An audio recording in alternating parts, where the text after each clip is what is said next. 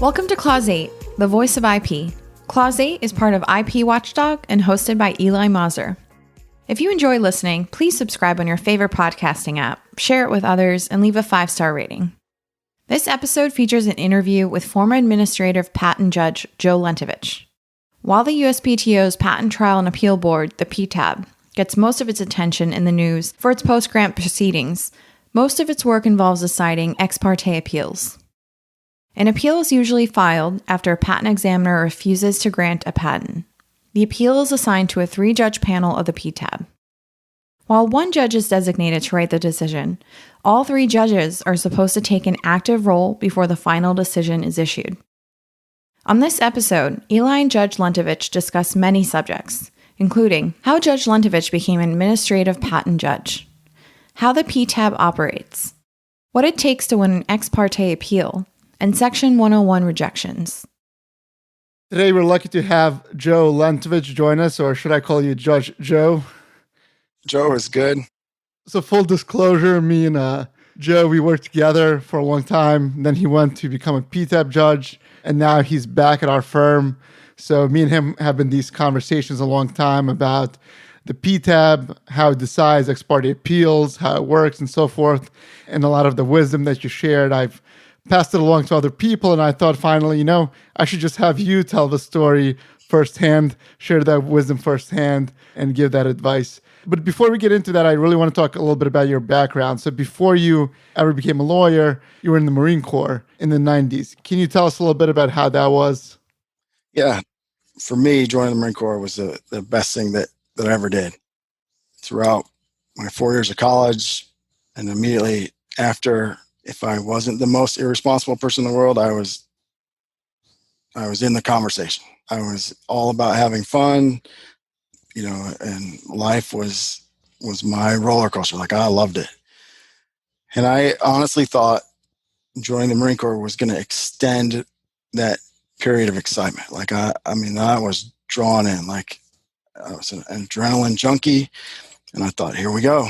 Like, this is the ultimate. Yeah, that didn't happen. So I was an artillery officer. And in the Marine Corps, when you go to officer candidate school, if you don't want to be a Marine and you don't want to lead Marines and everything that means in the Marine Corps, they will weed you out quick. And I grew up. I did it. So I was 22 years old, and I did 20 years of growing within that little 10-week OCS class. My parents were happy because they finally got the adult they thought I should be. But yeah, it was not fun. The 90s were interesting because the Clinton administration cut back a lot of the funding, from what I remember, but didn't cut back the operation. Like, we were still deploying. And so from my experience in the artillery battalion, we had 3 firing batteries. One would deploy. One had just come back from deployment. One was getting ready to deploy. That was the rotation. All your good gear, all your good Marines, your good gear went to the deploying unit. They got cream of the crop.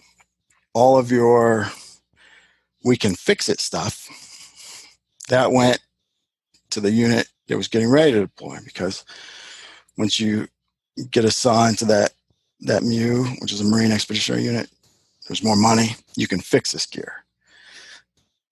That unit that just came back, you get nothing. Like, you got all the broken stuff. Most of your Marines are gone. So say there's roughly 160 Marines in a battery.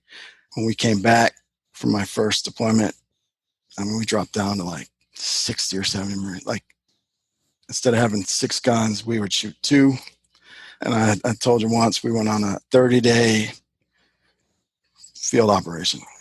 We had enough ammunition to shoot 10 rounds a day. That is the most boring thing in the world. Like, so each person 10 rounds? Is that you could try and space them out. Like, so 1 every 2 hours. You could just have yourself a little 10, 30-minute period of excitement, shoot all 10, and then just do other stuff. So they had all these Marines, but they wouldn't provide them with the bullets to practice with. Yeah, no money. Like, the money had to go to the units that were deploying or deployed. And then all politics aside, when President Bush, the second one, when he came in, the checkbook opened up and money came. I mean, we went from using the old Vietnam era deuce gear and stuff to getting the new Molly gears, and all of a sudden the M16 got phased out and they went to the M4. Like, it was like Christmas. I mean, that was a good time. But I got out shortly after that. I got married, and I think my last 3 years of service off and on, I was gone from home year and a half, 2 years. And my wife was like, I'm good with that. Like, I knew what I was signing on for, but I'm not going to be a single parent. Yeah. Like, so if you want to have children, you got to get some job to be at home. And there's things you can do in the Marine Corps that are more stay-at-home things, but if I want a stay-at-home job, I'll go. I joined the Marine Corps for the excitement. I liked deploying. I liked the fun stuff. The idea of like being a recruiter well, very important, and those guys do a great job. That's not me. I'll go do something else. I did not know what to do. I had an engineering degree. I never worked besides summer stuff and like little temp work while I was waiting to go in the Marine Corps. Like, I didn't have a major experience or whatever, engineering. So that wasn't really an option. Two of my friends from the Marine Corps who had gotten out had gone to law school, and they were like, and you got to do it. It's a blast. And I'm like, I'm not really a school guy. Like, I'm an outdoor guy. Like, but I took the LSAT test. I did well, and kind of left it there. Was getting out. Was going to go work for some company, be a manager or something. And I got a random call from the University of Akron, and they said, you want to come to law school? So we'll give you a full scholarship. I said, oh, yeah? I said, well, I'm in the process of moving to Florida. All my stuff is in Florida. You're in Akron, Ohio. Like, I don't have a job right now. Like, I said, well, we'll give you a stipend. And I'm like, what's that? We'll give you money. I said, okay, you got a deal. And school started 2 weeks later. Literally, I never lived in Ohio before. I'm from Buffalo, but had gone to the Football Hall of Fame, which is in Canton, which is close. But besides that, knew nothing. My wife's from Alabama. She's like, does it snow there? I'm like, a little bit. And she was like, oh, let's do it. And we drove up, and school started Monday. We got there like a Friday night. Saturday, found an apartment, just the first one, like that it's a little townhouse. Rushed to the bookstore to get books. I remember I'm walking out of the bookstore with a big armload of books. And my wife is like, don't you feel so proud, like so exciting? I said, I feel like some big papa kid is going to come and knock these books out of my hand. Like, what am I doing? Like, what am I going back to school? Like, this is the last thing. And I never heard of patents or patent law. After my first year, this partner at Akron law firm called over to the school, said, I need an electrical engineer, patent attorney. Me and one other guy were the only two electrical engineers in law school. So the career counselor or whoever, calls me up or finds me. He's like, this is what they're looking for. Do you want to be a patent attorney? I'm like, what is it? And that guy didn't really know. I mean, he knew more than I did, so his little explanation made sense to me then. But you look back and you're like, yeah, you didn't have a clue. So what did he tell you? Some weird stuff like you create inventions or had nothing to do. Like I went on because it was like quick. I said, yeah. He's like, well, the guy wants to meet you for lunch today. I'm like, well, okay. Like I got a wife. We got an apartment. We're going to pay rent. I need a job. I'm not being like, well, let me be selective. This guy wants to meet me. He might offer me a job. I'm going to lunch. And I remember like he is talking and I'm thinking, I wish I had pen and paper to write down some of these words and go back and figure out what they mean, because I don't know what he's talking about. So the next semester I took like the intro to IP class or whatever. And then I took a night course with a guy that used to be a patent attorney at Goodyear. That would have been a great class if I would have had any idea of what a patent was. Like, it wasn't like a starter class. Yeah, I ended up going to work for that guy. I graduated a semester early, so about a year later, I actually had an offer to go to the patent office to be an examiner. My wife was pregnant with our first child. So however the dates were going to match up, my show up for that patent course, whatever they do, the training, was like 1 week before the due date or something crazy. So I call up human resources and I tell her the whole situation. I said, can I move it? She said, no. I said, what are my options? She's like, don't show up and don't take the job. I was like, seriously? That's my option? Like, she's like, yes. Click. So what year was that? That was 2007. The funny thing is, the guy that recruited me had come to the University of Akron on a career fair. Carl Whitehead is a judge at PTAB. Oh, that's funny. And he's electrical. Like we worked together. He didn't remember. You actually helped me, I think, prepare for an oral hearing with Judge Whitehead. So that was yeah, he's a great guy. And he was an examiner at the time, or he was a judge already. He was still with the whatever that side's called, the patent side. Yeah, wasn't on the board yet, but he wasn't examining. Yeah, he was like he had been a SPE, and then he got this whatever he was doing, going out to different colleges doing career fairs. So he was a recruiter for the USPTO instead of the Marine Corps. Yeah, he was a Marine. We used to joke about that all the time. But I told him the story. Like, I tried to come. Thought he wouldn't change my date.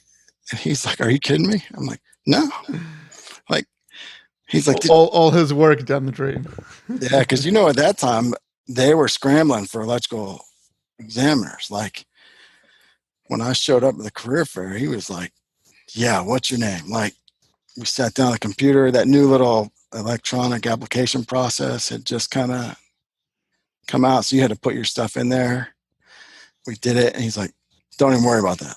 I know exactly where you're going. Like, so I was pretty excited. So I ended up going to work for that guy I had lunch with. I stayed there till 2010.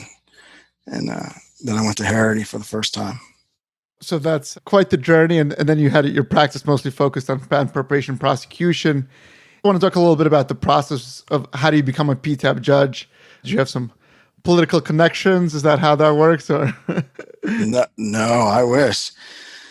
So I knew, like, when you file your application on USA Jobs or USA Gov, whatever that is. Yeah, usajobs.gov, I think. Yeah, that there's a automated process. Like, you could Google it or do things. Yeah. But they're counting points. Like, you're getting a score on your application, and it's not by some patent person or whatever. It's human resources. So you make sure you have words in the job notice in your resume, like, and you say things 3 or 4 times just in case. Each time you say it counts another point.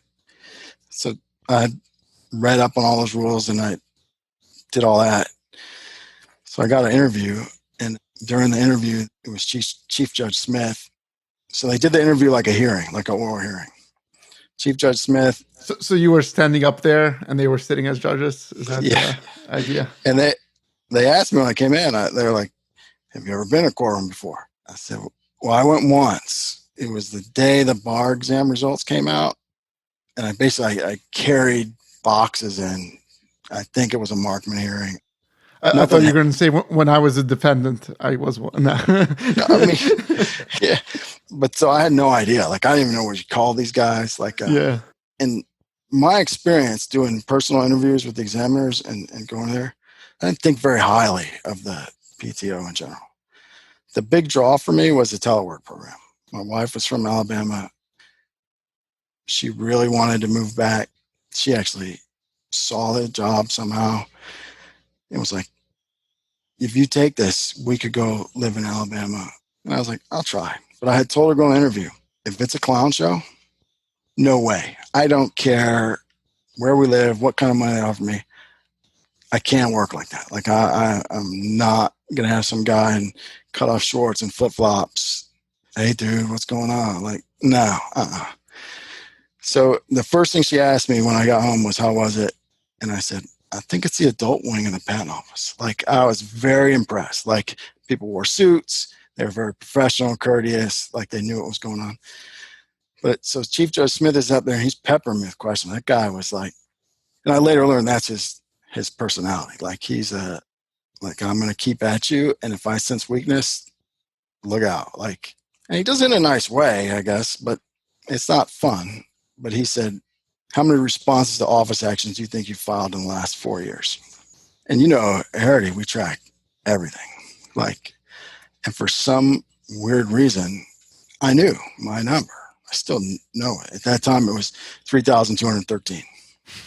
Like, but I told him, I said, I know it's over 3,000. Like, I don't want to tell him the exact number. Like, yeah. I don't know. I don't want to think like I track that stuff all the time. He was like, what? No, the last 4 years. I'm like, yeah, last 4 years. Like, he's like, how is that possible? I said, it's what I do. Like, we work hard. And so we just track everything. And you used to beat me. And I'd be like, I'm not even the top guy. Like, I'm 2 or 3. Like, depending on what Paul Grosso does, like, I could be 3rd in the list. Who's a partner at our firm? And the 3 of us were always kind of battling. I never beat Eli. We had a trophy. Used to get the trophy for being the. You're not allowed to embarrass me on my podcast. Sorry. Eli got the trophy every year, and then they stopped giving it for production. That's what I remember, because you couldn't beat him. And so I don't think you were married then. You definitely didn't have kids. And I was like, that's an unfair advantage. Like, that guy's not going home and having like to do bedtime. Like, no one's calling him up saying, are you coming home yet? But it was fun. So he couldn't believe it. I know they checked. I found out later, this guy, Alan McDonald, who's a judge. Alan's one of the smartest guys I ever met. And he ended up being one of my mentors when I first started. We kind of talked about it. He's like, oh, yeah, I had to check that number. Like, that's outrageous. He goes, and he told me that the real number, so it was higher than 3,213, but he's like, we couldn't believe it. And then I got lucky. I had only gotten back like 3 decisions on appeal, because remember, he used to take, probably still does, years. And I had gotten a string of them back. And it just so happens that all 3 were reversals. And I like to say better to be lucky than good, but also good to be good, right? I would like to say it was all skill, but all 3 were cases where if the examiner had been remotely reasonable, never should appeal. The most egregious, it was a 102 rejection, and he was saying in the office action, yeah, the reference doesn't teach it, but it would be obvious. And I called him up. I'm like, hey, you got to change it. That's not a 102. It might be a 103, but you got to change it. He wouldn't. Like, he wouldn't even agree that it was a bad 102. And he was such, like, not enjoyable to work with. I was like, I'll appeal this. The only thing I remember about the appeal brief is I was careful not to say anything about whether it's a 103 or not. Because it probably was. Like, I don't remember it being, like, a bad 103. It just wasn't 102. And I don't even know why they didn't give me a new grounds of rejection, but they didn't. They just reversed. So the chief judge asked, have you got any decision back? I said, well, I only got 3 back, and I got them back recently. He goes, well, how'd you do? I said, they were all reversals. And he goes, how is that possible? I said, how is it not possible? Like, I don't know, was there a gimmick? Like, you got a quota? Did I exceed my quota? Like, he told me that the affirmance rate for the board was about 60-some%. He said, so how do you explain the fact that you're basically at 100%? I said, I only appeal when I know I'm right. I don't know if that's why they decided to hire me or not, but it was kind of funny, lighthearted, but the whole tone and like the interviews kind of changed. Like it got relaxed. And I always thought maybe that was it. But they probably still has. I don't know if I'm breaking some rule by telling you, but one of the questions is basically, if the director or somebody comes down and basically tells you, it'd be really good if you decided this case this way, and you had already looked at it and decided that it was going to be the opposite, just change. And I was like, well, no. And I'm thinking, it's an interview. Like, I know the correct answer to this question. I don't care if you really would. The correct answer is no. Get the job, do what you want. Like, if that's you're scared of the director and you think, oh, he said, but you don't say it during the interview. I don't remember Chief Judge Smith, but I guess he didn't believe me, or he must have somehow known that I was like, interview question. Like, and he came at me, oh, you wouldn't? I'm like, no. Well, now it's just like a bully, not a bully concept, but like one of those, I don't know what the correct term without throwing out some inappropriate language, but you know what I'm saying? Like two guys, like, I'm not backing down. And it must have been about 2 or 3 minutes, but during the interview is a long time. I'm just basically going back and forth saying, no, I'm not changing my mind. And he's like, well, I don't believe you. I said, I'm not changing it now. And you're being pretty insistent. And I want this job. Like, so why would I change it after I already got this job? And he was like, he was tough. And so I did the interview, which, let's say, I'm guessing, but let's say it was May. I got called in October and offered the job. So you have to get appointed by the Secretary of Commerce. So if they decide they want to hire you, they send up the names to the Secretary of Commerce. Whenever the Secretary of Commerce gets around to it, they approve or say yes or no. Once they get that approval back, then they can offer you the job. So they had told me this, and they said 6 weeks. If you haven't heard in 6 weeks, call. So I call Human Resources after 6 weeks. She was like, no, nothing's back yet. I called about 3 weeks later. She's like, nothing's back yet. And I said, well, if it was a no, that wouldn't take 9 weeks to figure out. Like, if you didn't even send my name up, we know that one already. And she was like, all I can tell you is there's not been a decision back. I'm like, no, seriously, logically, that makes sense, right? The no, like, that's the day one decision. Like, I'm getting that letter, like, right out the gate. Like, we're just waiting on someone, right? Yeah, I gave her a pretty hard time. So when I showed up for that orientation where you check in or whatever, she was there and she's like, oh, I had to get eyes on you. I was like, yeah, pretty good. That's interesting. So I guess once you join the board, how does that work? Do you get to decide if you want to handle ex-parte appeals or trials? What technologies? How does that work? So your technology is going to be based on your degree and experience. So I have a degree in electrical engineering, so that got me into the electrical cluster. If I would have had like work experience or something, chemistry or mechanical. So the clusters, is that an official thing or it's kind of... I think that's what we called it. Okay.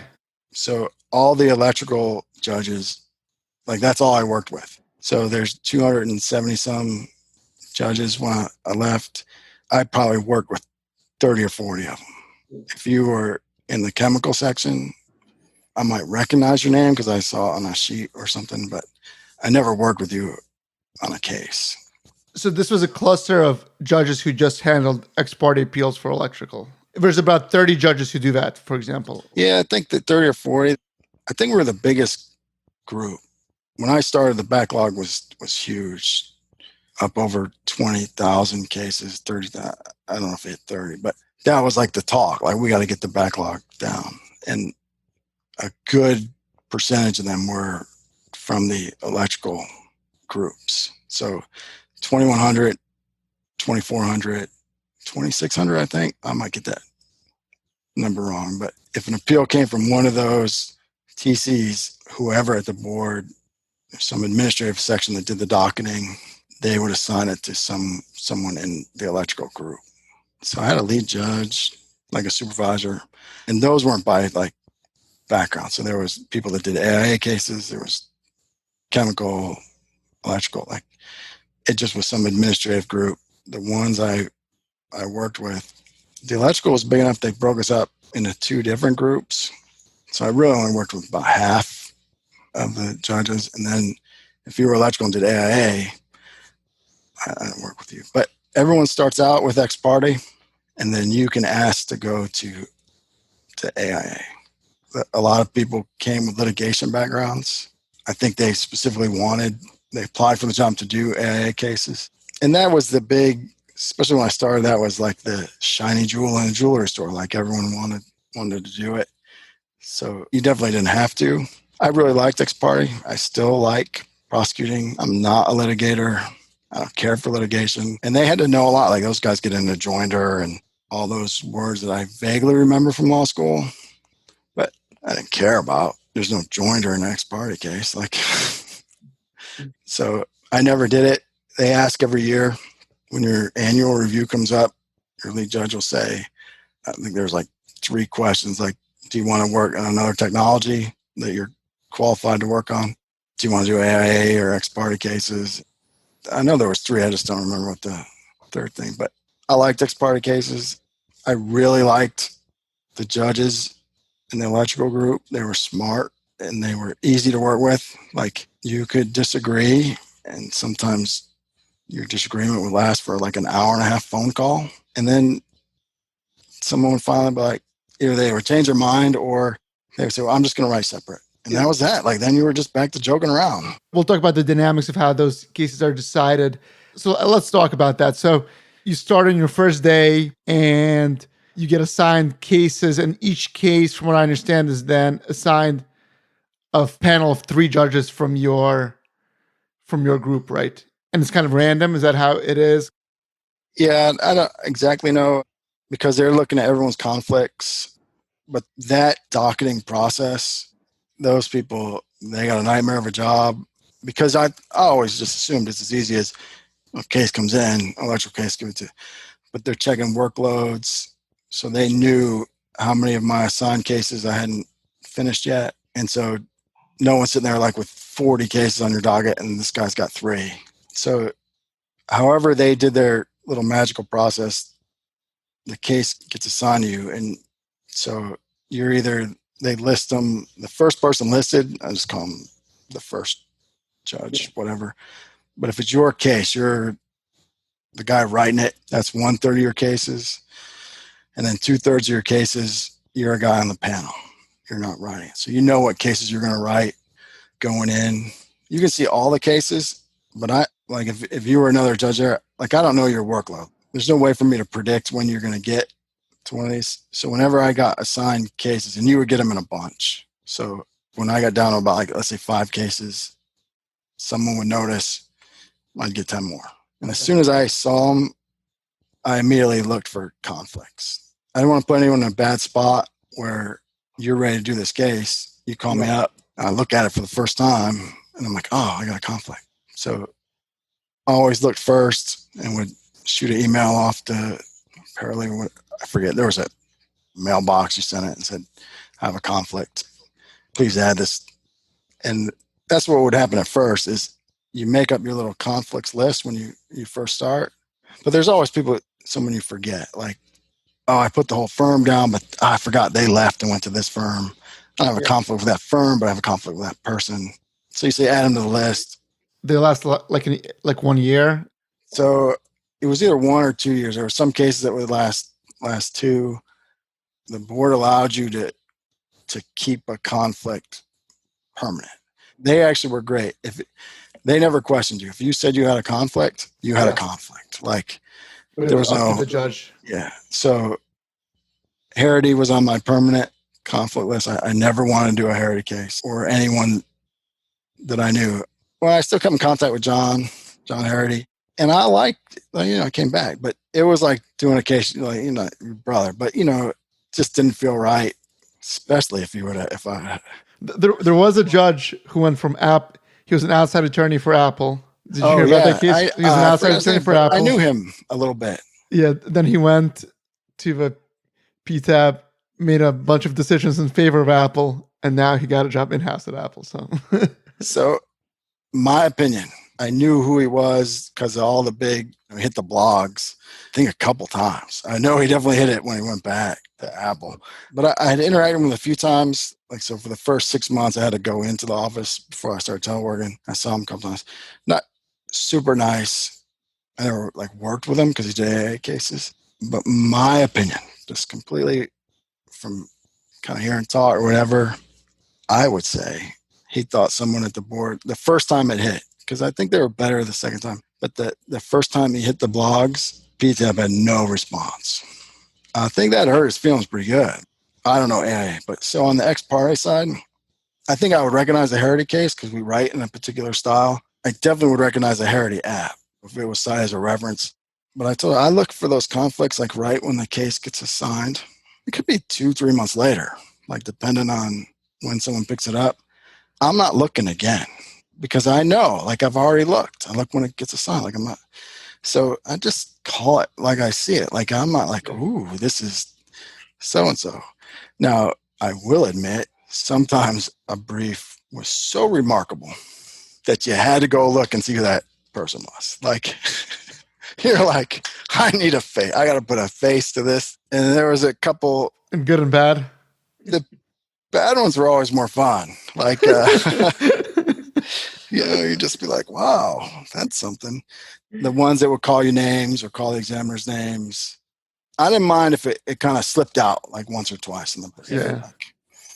But you go on like a 2 or 3 paragraph rant about what an idiot the examiner is, I might have to go look and see who you are because, what you doing? It ain't going to help you. I don't know. Maybe he is, but I can't. So let's walk through on the practical basis. You were a judge, and how did you make a decision? So what's the first thing that you looked for? Let's say you're assigned case, ex-parte appeal, Robertson or whatever. Yeah, so I've already done all the conflicts. Like I'm through all the little administrative stuff because there was a couple of steps. I looked for like related cases because if it was related to something and some other group of judges had already decided some appeal, I'd email or call and say, hey, do you want this one? Like you've already done this case basically. So that's interesting. So if you're like, let's say you're appealing to continuations, chances are they're going to end up with the same judge. Doesn't have to. I did that mostly because I thought it might be easy for this guy. Like he's already kind of invested. And I had him tell me no. Someone would be like, yeah, I'll do it. Like I just did that one like a month ago. Like I still remember. Or someone would be like, if you tell me I did it, I believe you. But that was a couple years ago. Like just do it. But I would look. And also the tricky part is, let's say there was a related case and it's basically the same argument and you don't agree with the previous decision. What do you do? Like if that guy didn't take the case back, hey, too bad. I'm going my way. It'd be unfair. The applicant got twice the wrong decision just because the first one was bad. And sometimes I tell people there really was very few close cases. Like I used to sit through the discussions and hear all the people be like, how come there's not more? Let's rewind. So I did a lot of prosecution. The first thing I do is I go to the claims and I'm reading the independent claim 1 because everybody argues claim 1. Not everybody because there's some people that don't. But general rule, you're going to deal with claim 1. And I'm just trying to figure out like what's the invention about. And I used to always see if I could spot the limitations that were going to get argued. You do prosecution. So you read through and there's usually, if the claim's got 6 limitations, there's probably 2 that you're like, all right, this is the meat. This is the stuff that you can actually make amendments and do something to. The rest is receiving data, displaying data, whatever. So that's the first thing I'm doing.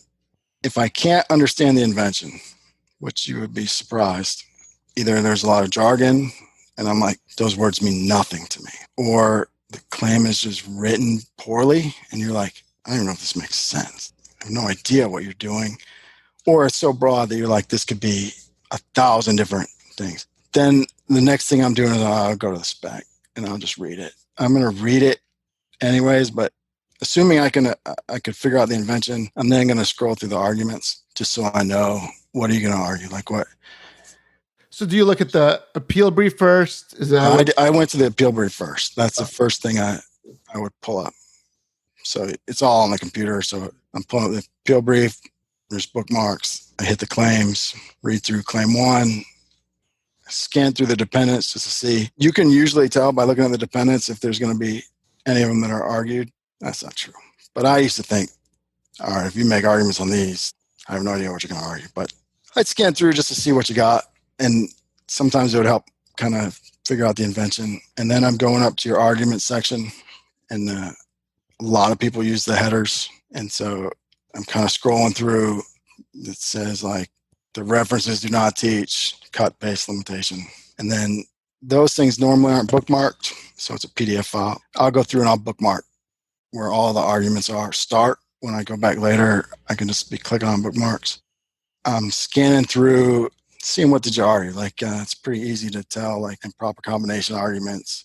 What I really want to know was, were there any arguments where you say the reference teaches this, it doesn't. It teaches this. Because those are pretty fact-based. Is that what the examiner said? What parts of the reference did he say? Like, you're going to go research. So I'm scrolling through looking for that. And then once I got just a general idea of what's kind of getting argued, I'll go to the rejection. I'm going to see what the examiner said.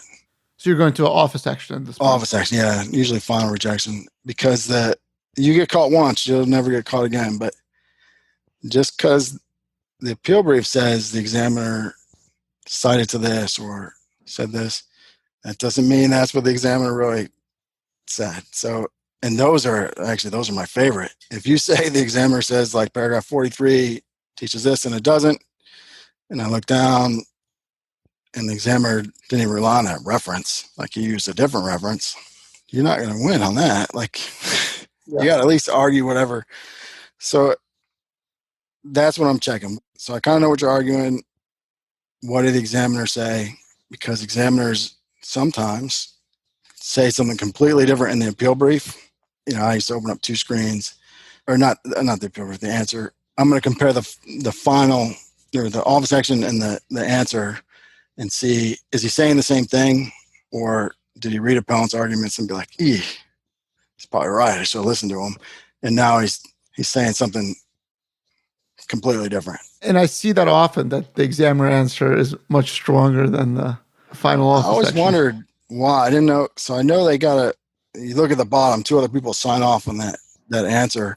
And I always wonder, like, did one of them be like, no, like, you better go look, because you hope that's what happened. Like, I think there are specialists who help the examiners. But I know from prosecuting, that's one of the most annoying things, or they, for the first time ever, come up with this claim construction, and you're like, now you're saying that changes the whole game, and now you got, like, your reply brief is like another appeal brief, because it's a completely different ball game.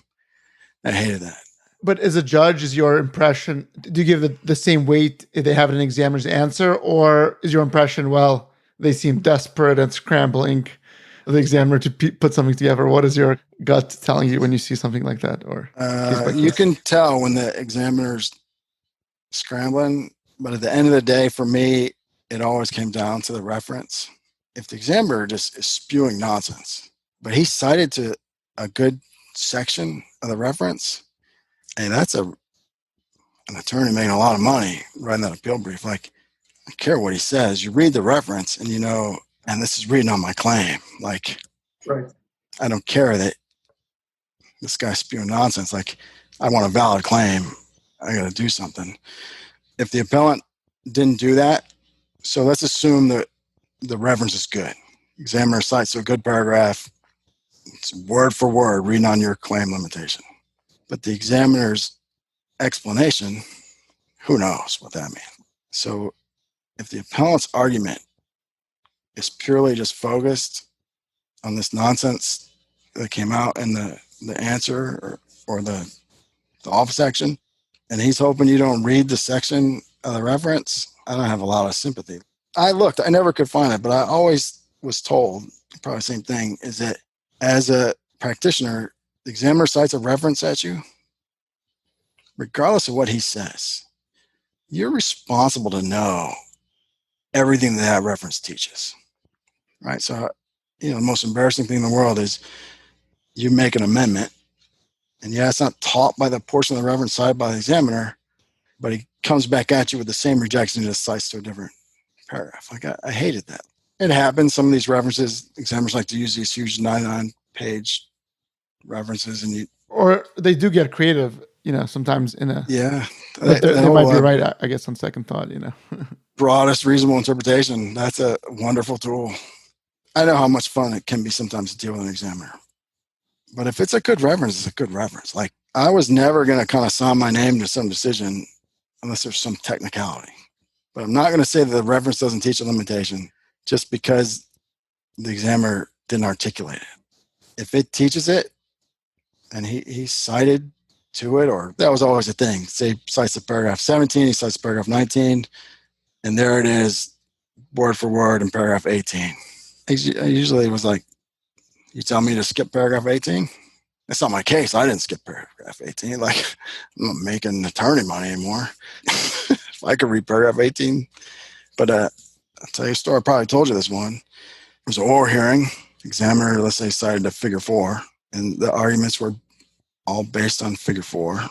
And it was good arguments. Like, it was, you can make a strong argument that figure 4 didn't teach it. Figure 8, though.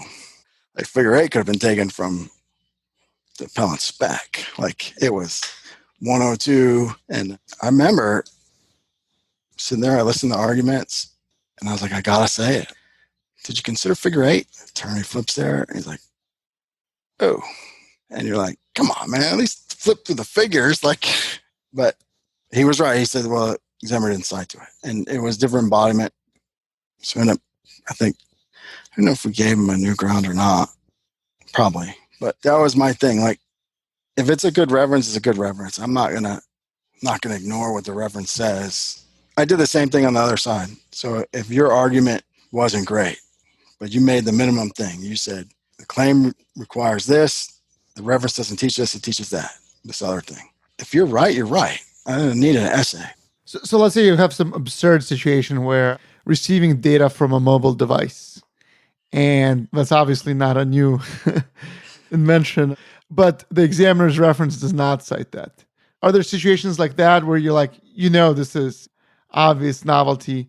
And how do you process with that? Let's two different situations. One where the examiner kind of in the argument says, well, of course, data is received from a mobile device.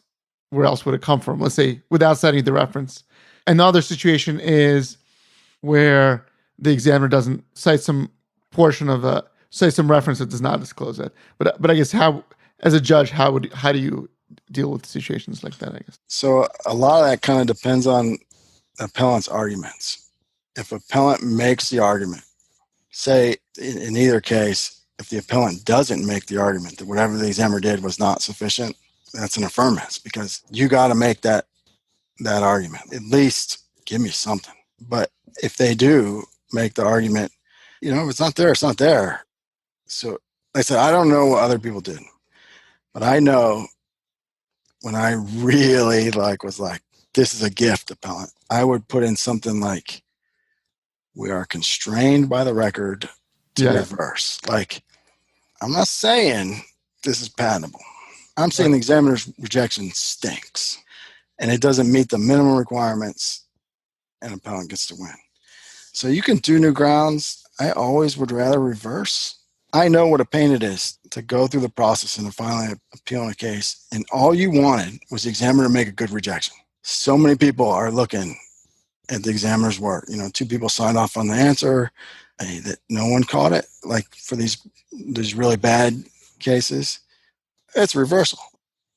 Catch it next time. It ain't on me. I'm not saying it's patentable. I'm saying your rejection stinks. I'm reversing. The process is too hard to reopen prosecution. Not my problem. I didn't make those rules. Do I assume that appellant's just going to get a notice of allowance? That's what I used to get.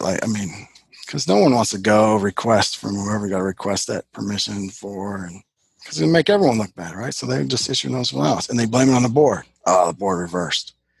Your rejection stunk. How about that? And I'm not, why am I going to re-examine this thing and give him this new ground of rejection? No.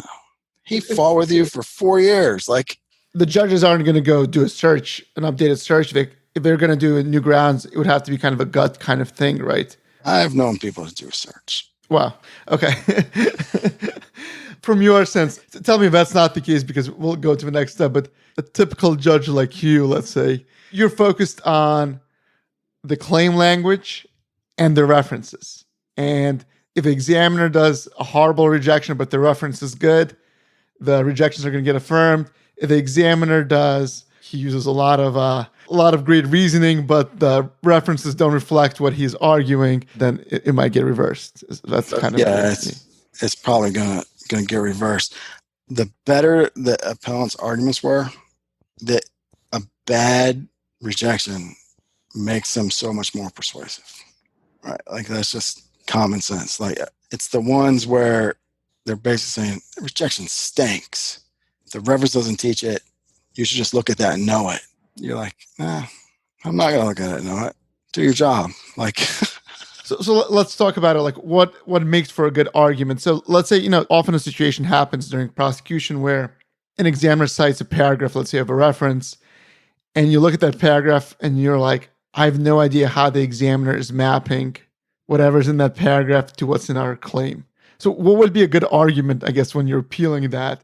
So I like for me, everyone has this little, whatever format they like to use, but right out the gate, in plain English, tell me what your argument is. So in that case, you would use your polite attorney words, but basically say, examiner cites this paragraph, have no idea how he is mapping. And down below, I'm going to go through all the possible ways that I think he could be mapping it. None of them worked, but before you get lost in all that minutia, here's my main point. It doesn't map out. Don't hide it. So that's actually a good advice, because when you're arguing with the examiner, you're kind of trying to give him every benefit of a doubt when you're an applicant. You're like, even assuming this is to this and this is to that. But when you're with the board, you have to kind of take a different posture and be direct. Like you can do that down below, but sometimes like there's like 3 or 4 different possible ways. You risk losing the reader. So right out the start, the ones I always kind of found really persuasive, maybe they were wrong, but was the ones where right out the start, you knew exactly what he was going to tell you. Like, here's my punch. He's saying these paragraphs teach this limitation. I am going to go through all the different possible ways I think he might be mapping this, but it's unclear. I have no idea what he's doing, but just so you know, none of them work. Read the rest if you want. That's my point. So for me, that's great because I'm going to catch it during my initial review.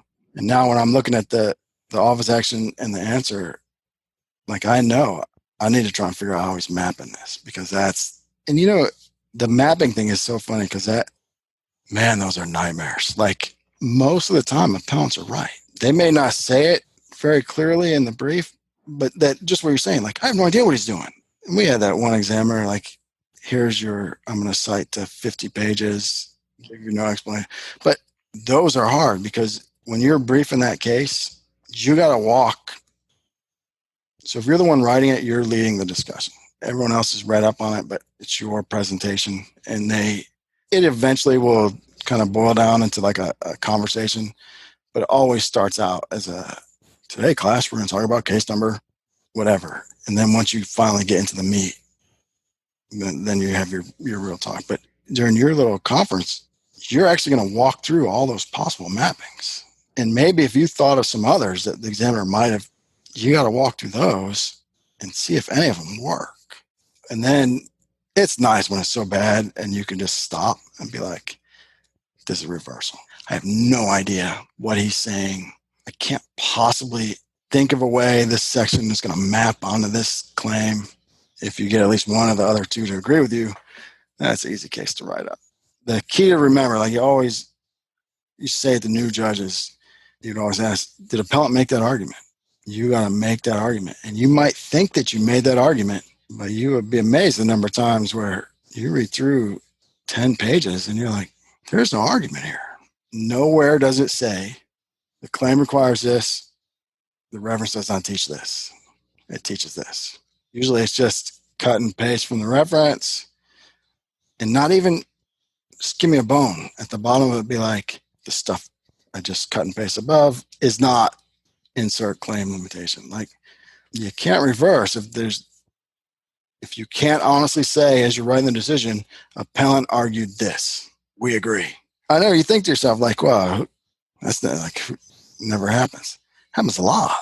That's not a lot, but it should never happen. I should be talking about the one guy I knew that had a case like that.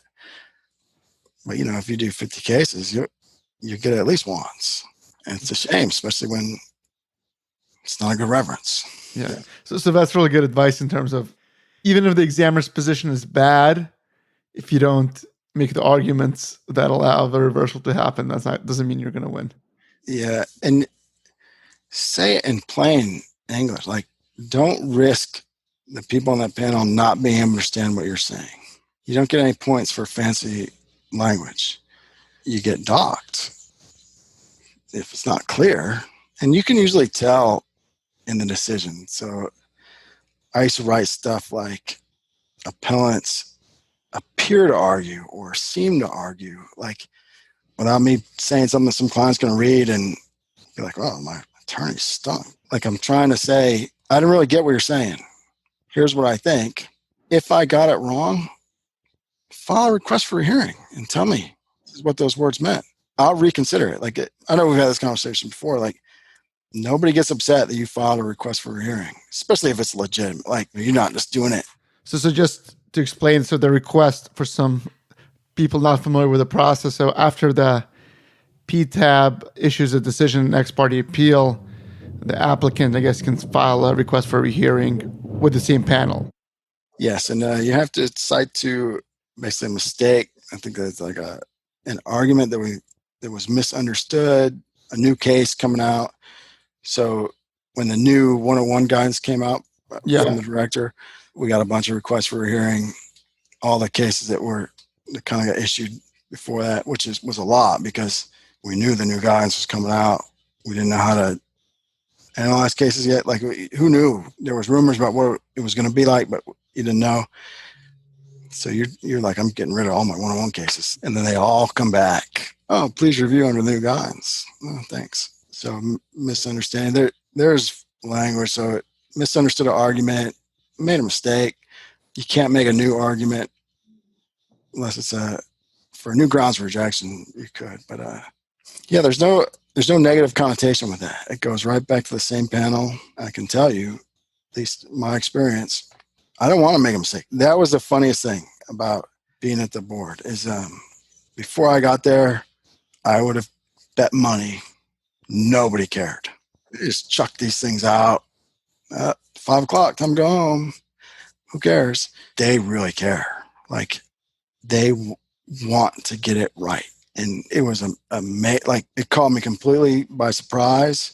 And especially, like, if I'm just on the panel, I'm not the one writing it, I'm not letting you blow it off. Yeah, so let's go through that process. So you make your decision, you're doing on the ladder analysis, you're looking at the appeal brief, reply brief, examiner's answer, you come to a decision, and then at that point, you contact the other 2 judges on the panel and say, I want to discuss this case. Are you always having an oral discussion about each case?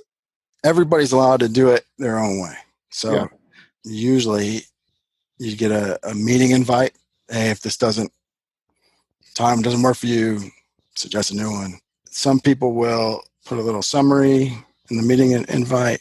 I never did.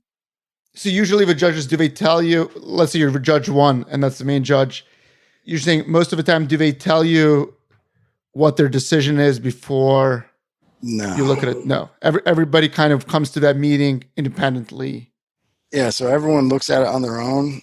So at that point, you haven't written the decision yet because you're going to wait for the...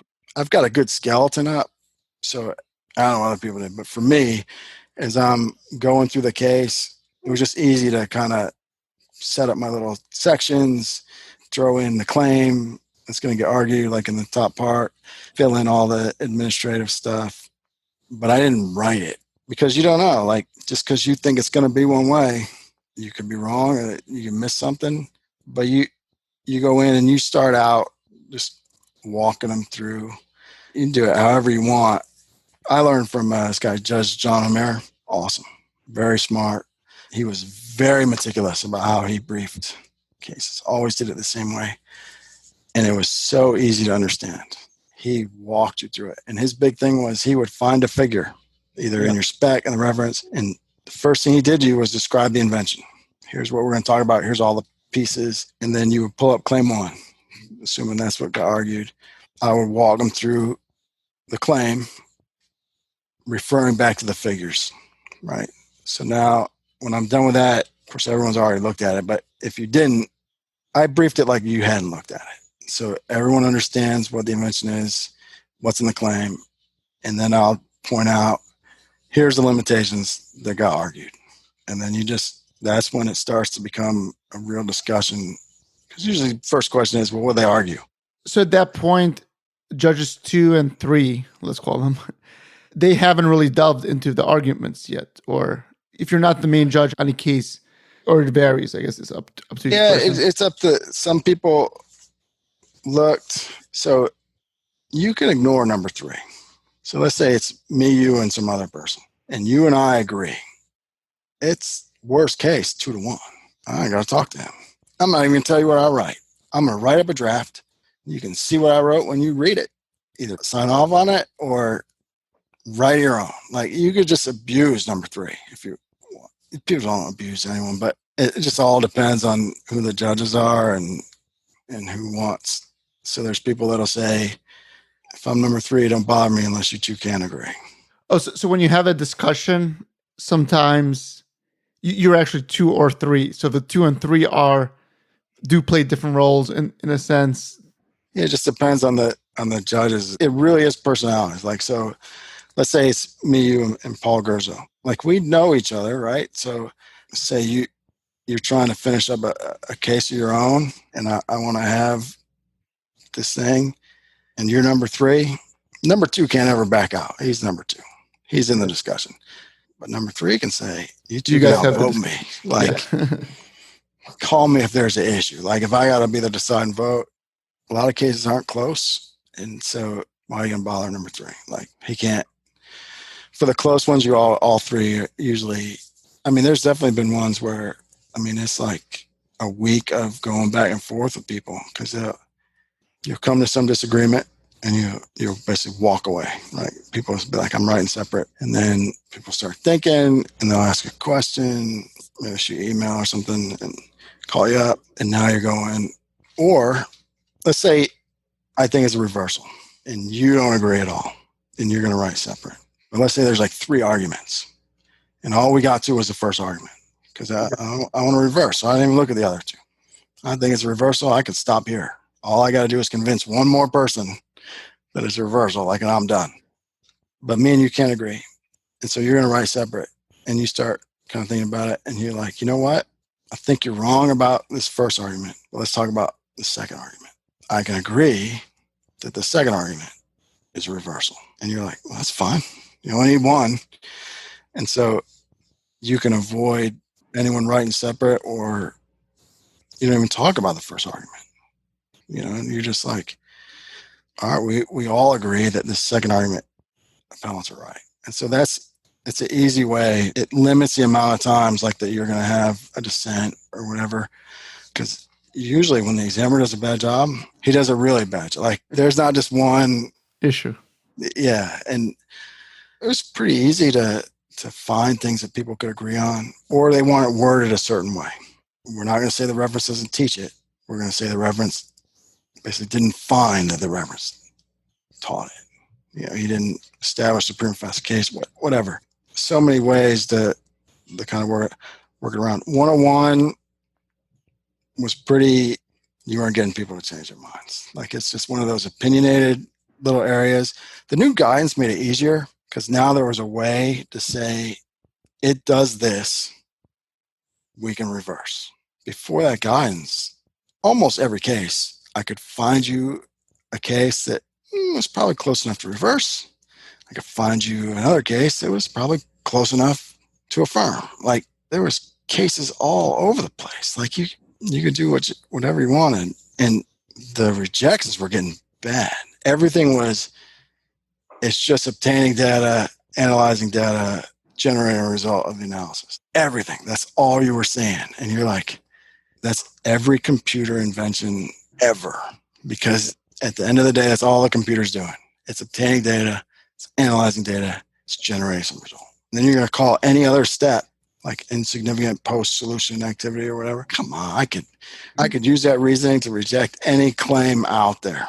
And you see it at the blogs. People did it all the time. Like, what was it, MRI machine? You're like, yeah, those are just extraneous components. You're like, whoa. There was some garage door opener case. I haven't delved into that one. I haven't read either, but yeah, I was reading the little clips about it. And you're like, man, when they're starting to be things that you can physically put your hands on. I know there's case law because I'm saying we can ignore all that, but it didn't feel right. So I was on that side of the fence. Like if you got some physical hardware in there, and it's not just a processor, but you take the MRI machine or the garage door opener, there's a thing. I could go to the store and I could buy this thing, and it's going to do this function that you're claiming, regardless of what the case law said, the guidance, whatever. In my mind, I was always like, feels pretty patentable. That's a real thing. But you had judges on the other side that were like, data in, data out, 101. And you're like, that's not.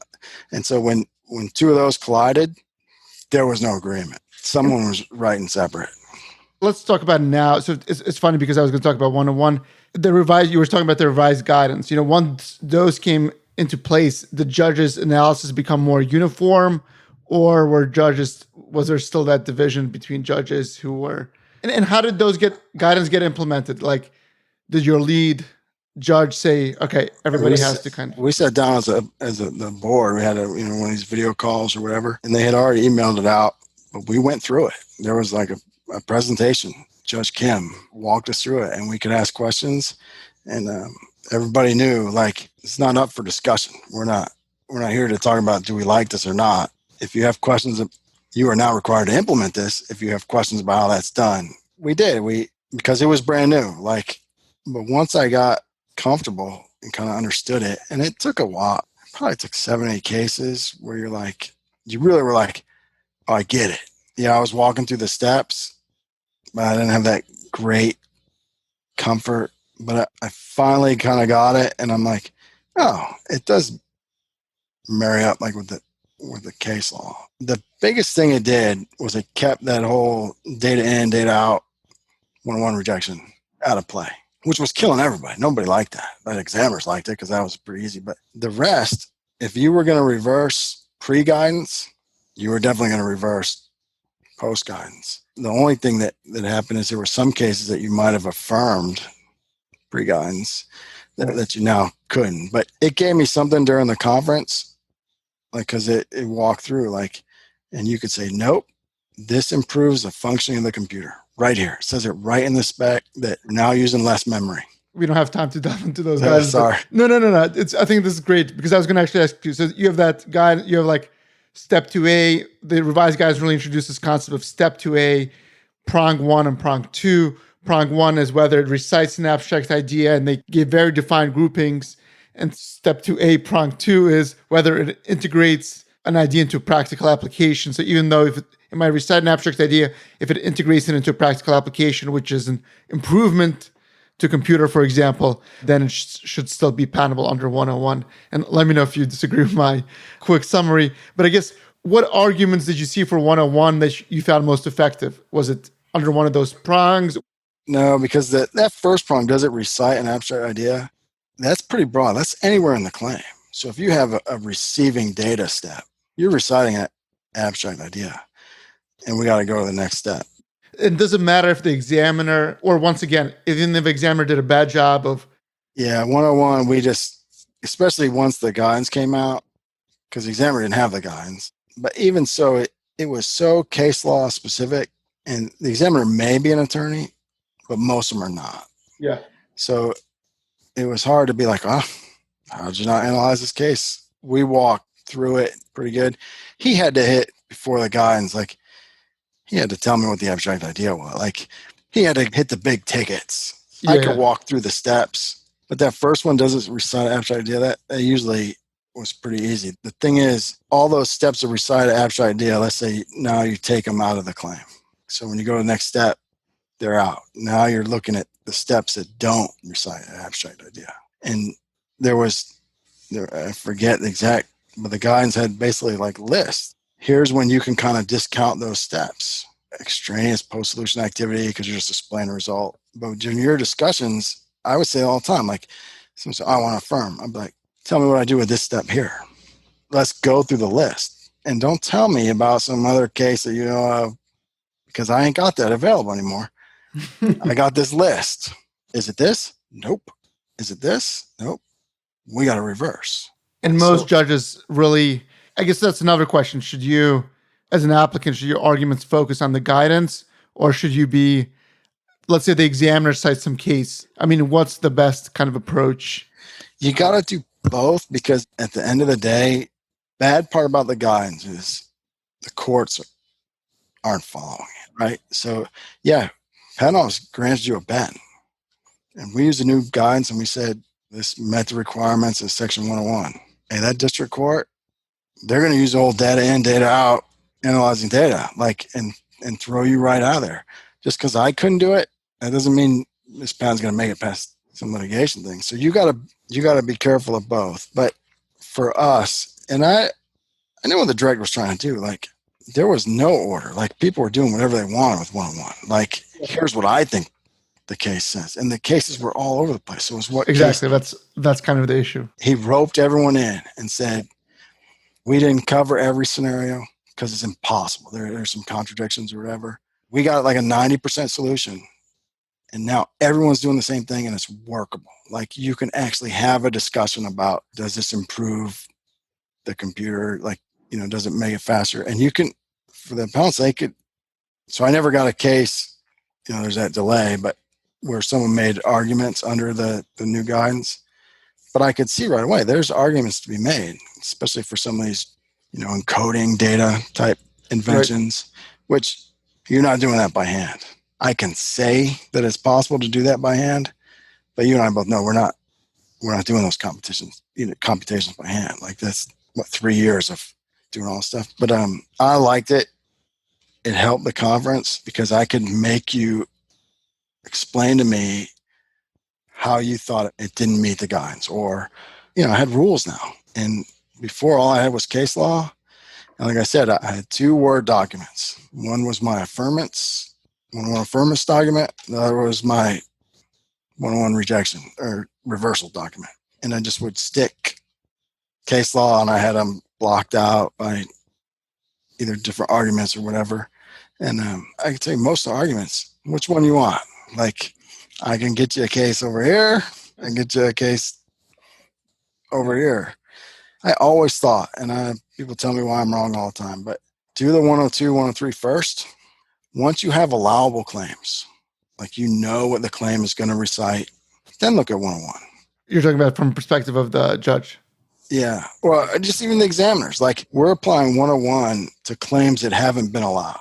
Like, so there's still potentially amendments that are going to be made. So we're just wasting our time. Like, get to a final form of the claim. Deal with 102, 103 first. Once you say, hey, if I don't think about 101 and I just think about like 102, 103, whatever, these claims are patentable. No more amendments are going to be made to get over the art. Then look at 101. And most of these inventions, like the business methods that we're just getting just tore up, they're not making it under 103. Right. Right. So you don't ever have to have the 101 discussion. And just the opposite was happening. The examiner knew for a fact this case was never getting by 101, and he wouldn't even do an art-based rejection. Yeah. So, yeah, this claims otherwise be allowable. And you're like, yeah, right. I mean, you can't tell me in the 101 that this is a well-known fundamental economic practice. So obviously people have been doing it for years, and then tell me there's no art. That doesn't even make sense. Like, whatever book you got to tell you that this is some fundamental economic practice, that's at least a 103, right? But I don't know. I like the guidance. I didn't like doing 101 cases because they're really long and hard to write up. But you were telling me that some judges actually could choose to only handle cases with 101, right? Yes. So in the electrical group, there were so many 101 cases that the electrical group, we would get them. And if you wanted, you could volunteer to just do 101 cases. There was that many. So I know people that decided, I like this. And do you know why those people were attracted to those cases? I have no idea, because I don't. I was glad for them, They were like, I would never say a bad word about those people because I didn't want them. Like the conference usually didn't take very long. The write-up, I mean, it's appellants are making 30 arguments. None of them good. Like, all you did was line these people up by height. And then you're going to have them walk in the classroom and take their picture taken. No, we're dying here under 101. But you're still going to make like 30 arguments. Oh, they're like the claims in, was it McRow? I forget all this. But everyone makes the same arguments. Like, I don't know what class everyone went to, but I had them all written down. Let's say 12 arguments.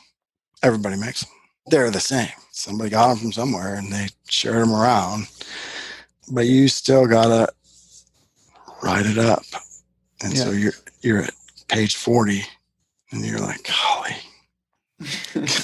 can I reverse this thing? Like, because reverse will be like one page. So it's something else you mentioned to me when that guidance came out, the decisions were being reviewed by elite judges. Was that just for one-on-one cases or is that something that happens? Just one-on-one. It was mostly like an administrative kind of review. Like they knew that it was going to take a while for people to get their hands around the guidance. So they have these smart people. Once your decision was all done, they would read through it and make sure what you said about the guidance was accurate. Okay. Oh, so that's what it was. So it's not like we wouldn't come back to you and say, well, you shouldn't have affirmed it. It's like... No. I don't think they cared what your decision was. It was accurately characterizing the guidance. Yeah, and not saying something that was contrary to the guidance. But then once you did at some point, they would tell you don't need to send them to us anymore. Okay, so it wasn't like... Again, if you want to. Right. So going back to one-on-one, because obviously that's something that appealing is, people always think about it when they do have a one-on-one rejection. So it seems if you have technical subject matter and you can make a case under step 2A, prong 2, where you have some improvement to the computer or something like that, you'll probably get a one-on-one reversed. What about when you don't have technical subject matter? And I think me and you talked about it. Let's say your case is clearly about advertising or lining up students for taking a picture, like you said, and there's some creative thing in the spec that's thrown out. I guess, how do judges treat that? Is like a method for advertising that improves the computer. You're laughing. I see. Yeah, laughing, you're screwed. Especially after 6 months of doing these one-on-one cases, like you're pretty smart about and the kind of advantage that the electrical people had probably over like the business method judges was, oh, you're saying it improved the computer? Come on, like how? No, it didn't. Like, oh, it transmitted less data. There was less data to transmit. Like, did it do it? Like, you can't just blow smoke. You got to make a real argument. But it doesn't have to be like the easiest one. Who knows what people do now? But a lot of times, so there's less data. Well, that data needs to be stored in memory. So instead of saying like, oh, we're transmitting less data, tell me how you're conserving memory. Like, that's an honest to goodness improvement to a computer. And if in the spec you threw in a line about how expensive memory is and how chip space is important, that's significant. Now you got a good argument. The problem is most of the specs were written before 101 became a big deal. Alice, yeah. They don't have anything. I had done cases that they don't even mention a processor, like nowhere in the spec. Like it is pure, I call it business, but steps that you could have performed by hand, mentally, whatever it was. And I always read the spec. I just liked it. There's nothing here. Like, you're not saving this case. Like, yeah, it's a shame you drafted it before 101 blew up on everybody, but you got nothing. But you need to put in like a real honest to goodness improvement, like somehow. And we joke about all the time, you got to stay out of the 3600 group. Like, I don't know what their 101 rejection rate is, but I know it's not good. Yeah, but it seems like even the judges who handled 3600 cases are more skeptical and harder to kind of... Yeah, there's words that will set people off. I know if you were talking about advertising, you're talking about loyalty Financial rewards modeling, programs or whatever, that's a tough conversation to have with someone to say you want to reverse, because those concepts have been obliterated by the Federal Circuit. Yeah, I think that's important to keep in mind, obviously, when you're drafting an application, but also when you think that the board is going to be your savior. It's probably not the case. Amend the claim and get that word out of there. Like, there's so many other words you can use besides advertise, like just information. That's better than the advertising. But I would guess, based on the number of cases, that if your case gets assigned to 3,600 and you don't want to abandon it, you're probably going to appeal. Because it seemed like, and I don't know what they're doing now with the new guidance. And it could just be that I saw it, but I always joke about all the time, like, that's the place where some patents or some applications go to die. Like, yeah. what are they? They're like the business method group. So if there ever was some subject matter area that was inherently doomed by 101, it would be the business method stuff. Just the name of it tells you. Yeah, and the judges know that, right? So they yeah. And like I said, most of those, I don't know the history. I did have, so we had the judge write a big 101 paper, the Patent Office Journal, I forget what it's called. And it was a good paper. He went through the whole history of 101. I read it.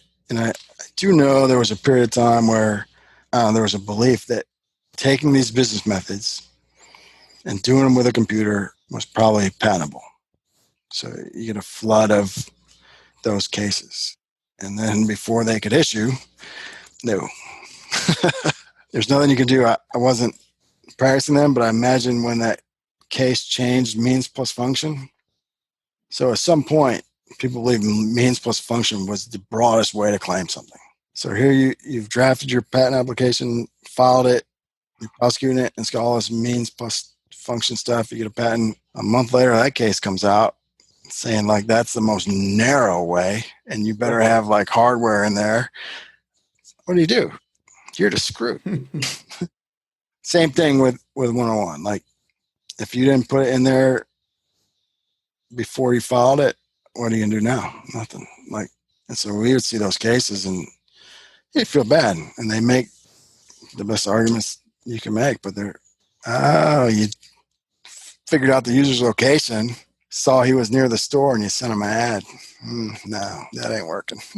Like, unless you got something in there about how you figured out the user location. Yeah. Maybe. But you don't. You even put in your spec, that's well known. And you're like, oh, now you're screwed. The one piece of technology you got, instead of taking the time to describe it, you admit it's well known. Well, I'm weeding that out during one of those final prongs, right? And that's good advice, obviously. So you're putting the 101 aside. There's a school of thought. I want to talk a little bit about the structure of the appeal brief, just for hopefully we're getting that. There's a school of thought, well, the PTAB judges are attorneys, lawyers. You should really not be filing the same kind of arguments you would present to, and we talked a little bit about it, to an examiner. You should be making legal arguments. Putting the 101 aside, can you talk about, I guess, your thoughts about that? Have you seen that be effective or persuasive in appeal briefs? Or is it really like we were talking about in the beginning, you really should be just focusing on the art and the claims? For Ex-Parte, it's all about the art and the claims. Because, there's always some case where some weird thing, and you actually could make some case law based argument, right? But for the most part, it comes down to, is it obvious to combine these references? Does a reference teach it? Now, I do know on the AIA side, it's all case law based, which I can be flippant, I guess, but I did used to joke with my friends that did AIA and be like, you're lucky us Ex-Parte guys don't get over there, because all you're doing is what we do. Like, and I can read a reference, look at the claims, and I got a pretty good guess whether it's a 102, 103. Yeah. Like, I don't need some subject matter expert guy to come in at $1,200 an hour and tell me what a processor is. I know what a processor is. I know what it does. Oh, you want to join people? Join them up. Is the art good or not? Like, you're paying all this money. But on the Ex-Parte side, okay, so besides 101, like 102, 103, that everybody knows the case law. Hasn't been real significant changes since what KSR, I guess. But a lot of the arguments are the examiner says this teaches my component X. It doesn't. And so what does the examiner do? Broadest reasonable interpretation? Yes, it does. And sometimes the appellant can explain why that's not reasonable. A lot of times the spec kind of kills them. That was the most annoying thing. Don't tell me they're not the same thing. When I read in your spec, that thing is listed as one of the examples, like that your recited thing might be. Read your spec. And from drafting apps, when I'm describing something, I'm throwing in every possible thing I can think of. And so a lot of times the spec makes the examiner's interpretation kind of reasonable. So it's important not to only know what the reference says, but also what your own specification says. Yeah, because it's an easy way, because you don't want to go look up some technical dictionary and I don't know if these are the same thing. I never even heard of that before. Now I got this other reference. Usually if it's some weird term, the reference cited, they're the same company, whoever, because they're the only people in the world that use that term. So the examiner just word searched, found it in another one of your references. But yeah, so instead of before I do all that research, figuring out, is it reasonable to say, I look in the spec and I'm like, what'd you say it was? Oh, there it is. I'm done. I'll summarize your arguments for you and I'll be like, not persuasive because you said it could be that. And we're out of here. So I know sometimes clients say appeal and you're stuck. You're making the best argument. So I never took it, oh, this guy stinks. Did he not read a spec? He made the best argument he could. Sometimes clients I want that claim. And you're like, I'm not going to get you that claim, but give it a shot. And you're doing the best you can and trying to find the most reasonable, straight-faced argument. It's just not good. What about, are there any other things that you saw, good or bad, in appeal briefs where it was creative? They tried to kind of tell you a story or, say what a grave injustice has been done or something like that. You gave an example about, obviously people badgering examiners is bad, but anything that you saw maybe that was good, that was we had a 3-year-long struggle of, I don't know. It was definitely people going through the litany of abuses that they have suffered from this examiner. This is the 4th time I've written this appeal brief. Yeah. He keeps reopening prosecution and he still hasn't addressed the one argument that I'm making. And you're like, been there. And then most of the time, the attorney's right on those. The ones that tend to get creative usually are doing it because they don't have an argument to make. So they try and just throw as many words at you as they can. I don't even remember the guy's name, but he did an oral hearing. And that's when I learned the value of an oral hearing. And it was a printer, I think. But he had a very technical argument about why you could not combine these 2 references. He even started out the oral hearing with, I don't know if it comes across in the brief. I did the best I can. The best way I can show you is walking you through these different figures. He was like, they finally got you parts. He goes, see, if you try and put these parts together, this isn't going to line up with this. This thing's not going to let this happen. And he's like, it's mechanically not possible. This thing is doing the opposite of what it should be doing if it's positioned over here. And I can't remember his name, but I was on the panel with an old guy. He had started in the patent office in the 40s, 50s, been there forever. My first oral hearing, he leaves and he says, never in all the years have I ever done this. Have I ever had an appellant make an argument that was good enough to change my mind? Yeah. I didn't understand how many people come to that thing unprepared, but he convinced me. I think it's a reversal. And I was like, that's good, because I was nervous about disagreeing with you. When you've been here forever and 2, you're old. Hey, no, but yeah, so that I like the oral hearings. If you think it's helpful to talk someone through it and let them, because they'll ask you questions I don't get what you just said. What you're saying, why can't that go there? You're not adding arguments or changing the argument in your brief. You're letting me ask the questions that I'm going to ask anyways, but instead of asking you could probably give me the answer. I'm going to ask another judge and we're going to guess. Like, is he saying these don't match up because of this? But the best briefs ever are straightforward, well organized. The more work I got to do figuring out what you're arguing, or you're jumping from argument to argument, or bad cut and paste jobs, like, I don't know how many times the next paragraph you're like, what is this? It's from a different case. Like, they just didn't cut and paste very well. But the ones I always liked, and you'd see it every once in a while, right up front, tell me in plain English, this is my argument, this is why I'm right. If I can't explain that to you using regular words in 30 seconds, you need to think about whether you're really right or not. Because the easiest way for me to convey it is face to face, like to you orally. And if I can't do it, do you think I got better because I wrote it on paper? They're not hard, it's prosecution, 102, 103. There's, the other ones, but those are the big ones. You can't tell me why it's not obvious, like in 5 words or less. Like, I'm not actually asking you to prove it to me. Just tell me why it's not obvious. Like, what's the basis of your argument? Like, it's an improper combination. Why is it improper? Non-analogous art. Like, okay, now I get it. Now I know exactly what you're going to argue. Explain it to me down below, but right up front, tell me. Like, don't hide it. My takeaway from all that is, if you're filling up your appeal brief with all this stuff that's not really relevant to what the claims say or what the prior art is about, you're telling some story about how great this invention is, you're telling about why the examination process wasn't fair, the signal you're sending to the judges is you probably have a weak argument. That's why you're focusing on all this other stuff. And that's not always the case, but it's easy to assume that. The other thing is, and it's wrong, and I tried not to ever think this way, but every time I didn't see a reply brief, my initial gut reaction, without even being able to control it, you gave up.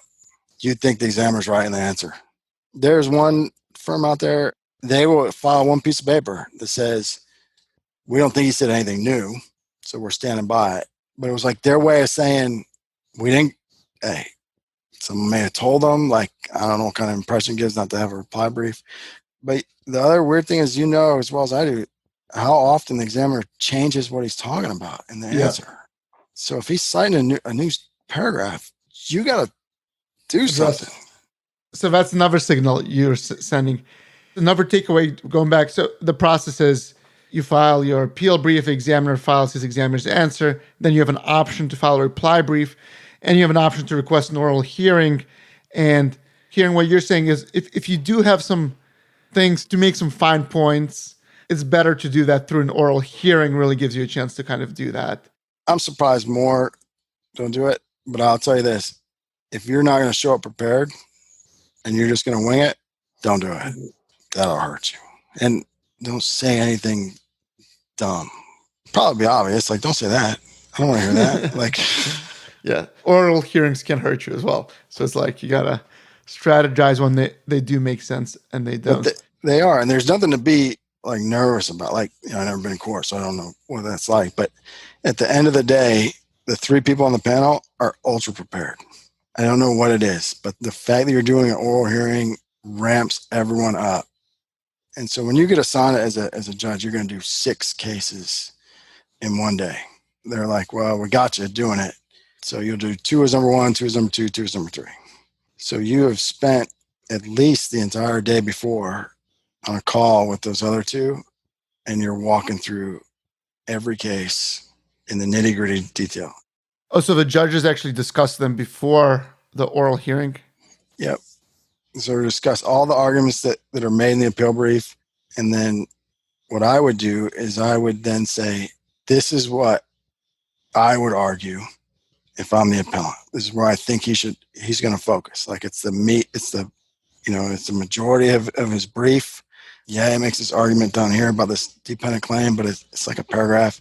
He could throw it in at the end, but I think he's focused on this argument. And then we will go through and we'll write out questions like, the examiner says this, why is he wrong? Kind of take the devil's advocate. Like, why isn't it that? Like, tell me. And if you can make those arguments, in your own way, you talk and be like, if you can make this argument, that's a reversal. If you make this one, that's like, so you know kind of what appellant has to do to get a reversal out of you. That's interesting. So it's like the judges look at those cases differently than they would. It's just because you're on the stage. I don't know what it is, but man, it's like the Super Bowl. Like you are focused because nobody wants to look bad. And we assume the appellant's going to come in there really prepared and that he's going to know everything in the reference, everything in the spec, and we've got to be just as prepared so we can actually engage him or her in a discussion. That's rarely the case. They'll wear you out. Like it's like the Super Bowl. But it's not just an oral hearing. But when we're done, I am done for the day. Like I have hyper focused for everyone. I've listened to every word said. I'm checking what does the reference say, even though I've read it 3-4 times. Because also there's this transcript. Like there's some little whatever they call it, court reporter person typing it out, and you're like, I don't want to look stupid on that. People read that thing. Like one guy, he probably was the most prepared person I ever saw come in there, and he was right. He didn't need to do oral hearing. Like this was reversed. It was one of those where like we didn't really have to discuss that case because you're like, what's the examiner doing? Like it was one of those, as long as you don't say anything dumb. So he makes his argument in about 5 minutes, and he wants to keep going. And it was my case. I had to write it. I want to write the reversal. Like that's an easy write up. And I'm like, so what you're saying, this teaches that, and that's not this. Yes, I think we're good here. She wouldn't take a yes for an answer. I'm like, I think we're good. Like, I tend to agree with you. You know, you're not going to come around and be like, buddy, all you can do is hurt yourself. Keep talking if you want, but you wish there was like this secret sign where you could be like, you need to stop now, and we can all go home happy. Because people joke, they think you want to like affirm or whatever. And I know I told you, an affirm is just 10 times harder to write up than a reversal. Like reversal's easy. But can't for an affirmance you just say what the examiner? Oh, because the examiner hasn't or laid out the procedure. I've got to talk about every argument you've made in the appeal brief. I see. So you make 10 arguments for 10 different claims. I got to address every one of them. Where if I can reverse on an independent claim, on a limitation that's recited in every independent claim, I can get out of there in a page. Like, appellants argued, reference doesn't teach this. The examiner finds this. We agree that is on this. We reverse. This covers everything. We're not talking about anything else. Bye-bye. Have a good night. Give me my count. Yeah.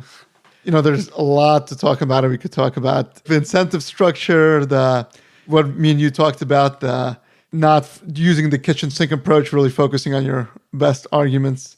But I guess I want to, end this with kind of asking for your last bit of wisdom, going back to where we started. So you're prosecuting a case and you're trying to decide whether this is a good case to appeal. What's the advice you'd provide about how to kind of think about that? So I would go to somebody like, so here at Harry, I go like you. And if I could explain to you in under 5 minutes why the examiner's wrong, and you believe me, I'll appeal. If you can't do it, if it takes me forever to make this explanation, and at the end of the day, you're like, yeah, I see your point. Yes, it might work for you. Like, you never know what 3 people are going to do. But that would be my thing. If I can't tell you, like I don't know where I ever got 30 seconds from, but one paragraph, in one written paragraph, I can't say, here's my argument. This is the basis of why I'm right. As I'm going to explain below, you're probably not right. Or you haven't figured out how to say it in a way that someone's going to understand it. The other thing is, like, it's so much easier to hash these out with the examiner over the phone. I would always try that first. There's a lot of reasonable examiners out there. And if you can't convince him, but if you think someone's not going to read it at the board, if you think they're not going to read the references or your spec, because, we've all gotten those decisions for the reasons stated by the examiner, we affirm, 1 page, thank you, have a nice day. No matter what that decision, how short or sparse that may be, I'm telling you, those conferences are tough. Nobody lets you slide. They're attorneys. And since they don't have to write it, they don't care. And they're not putting their name. That's the other thing. Even if you write it, it don't go out the door until everyone signs it. They don't let you half step.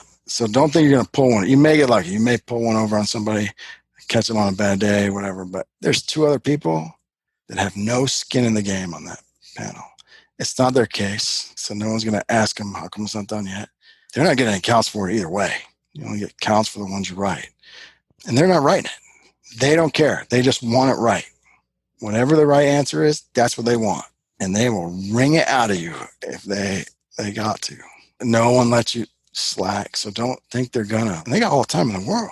Hey, he's got that 1-year deadline. Like, you might be able to pressure them into something. Yeah. Ex-Parte. That thing could sit there for years. Who cares? And they're smart. People have been examiners there for years, and then they moved up to the board. They have seen every argument. So if you can't tell a friend or a coworker short and simple why you're right, probably not gonna win. And we're good with technicalities. Before you say you didn't make a prima facie case, go look at that In re Young and see how easy it is to make a prima facie case, and then rethink that argument. But he missed the limitation. He missed the limitation. You're gonna win. We're happy for you. That's easy to write up. Like, that's the thing. I think people think like people there are like against the appellants. One, I don't think anyone cares. We don't really talk about, how many did you reverse today? I don't even know what my percentage was. But I do know it's easier to write a reversal. They're shorter, they're simple. It's not getting appealed to the federal circuit. There ain't no one coming and checking behind your back on that one. Everyone loves those. Like, yay, reversal. Yeah. So if you got a good argument and you got a technicality, we're not going to not give it to you. Like, love those. Oh, one-liner. Didn't address the limitation. You win. Thank you. I'm not going looking for it. You know me. Like, I wasn't on anyone's side. That was my problem. Kind of wound up coming back, getting bored, I guess. But I like being on a side. I like being able to say I won. And when you're at the board, you're just a referee. You don't ever win. And there's always one side telling you you're a loser. Either the examiner says you're an idiot or appellant. The guy that lost is never happy.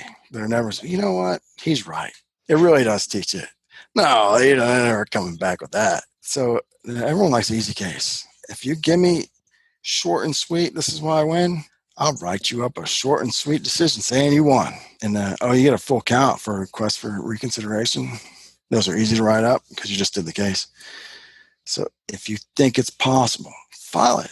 There's no fee for it, right? For sure it's not. You're not hurting anyone's feelings. There's no one's, I can't believe you did it. Most of the time you're like, request for reconsideration. And you got to take it right away. You have 4 months to get the decision out. Most people just grab it as soon as it comes in because it's fresh in your head. Everybody looks because nobody wants to be wrong. So they're really considered. And if you have a good argument, if you got a medium argument, if you just want a new grounds of rejection, ask. Doesn't cost me nothing. You know what? That's iffy. Give it to them. Like, what do I care? You just saved yourself an RCE. File it. I got to count for that. And it's still like 1 paragraph. I don't think it needs it, but in the interest of justice, whatever, there's some standard flower little thing I used to have to cut and paste in there. I'll give it to you. New ground. We changed the decision to be a new ground of rejection. Everybody's happy. So I think the bottom line is don't count on just getting lucky at the board. The judge is there to take it seriously. If you have a clear argument about why you should win, then consider appealing, but do that after you try with the examiner.